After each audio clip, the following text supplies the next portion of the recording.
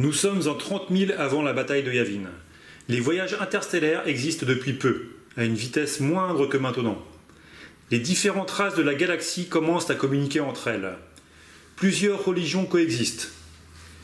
Le chef religieux des humains de la planète Titon, qui honorait plusieurs dieux, ressent une énergie mystique autour de lui. Il a envoyé des messages dans toute la galaxie pour savoir si d'autres personnes la ressentaient également. Le chef religieux fit venir sur Titon 9 personnes qui répondirent à son appel. Ceci se fit dans le plus grand secret pour ne pas mettre en colère les adeptes de sa religion polythéiste. Entouré de ses 2 gardes, 2 guerriers quasi invincibles, le chef religieux et les 9 personnes, soit 12 personnes au total, se rencontrèrent enfin dans le temple du chef religieux.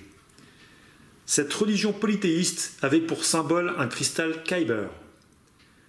Ceci fut la première réunion des personnes sensibles à la force.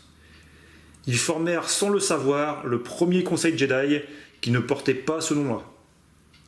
Car il fallut 5000 ans après cette réunion pour que l'ordre Jedi fût créé et apporte sa lumière à la galaxie. Néanmoins, de cette réunion, ils établirent le dogme suivant.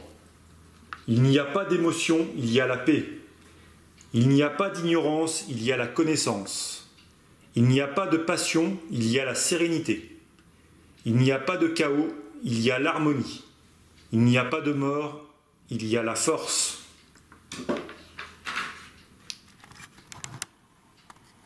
Le chef religieux, dans son temple,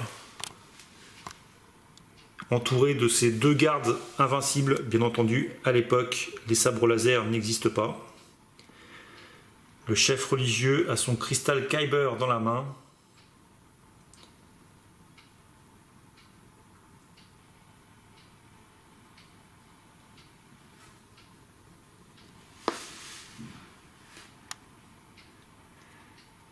Voici les 9 personnes qui répondirent à son appel. Il y eut des aventuriers, des contrebandiers, des policiers qui exerçaient sur différentes planètes, des humains, des non-humains.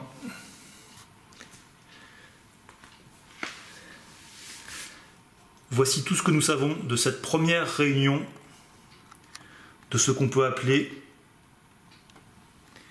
les premiers Jedi.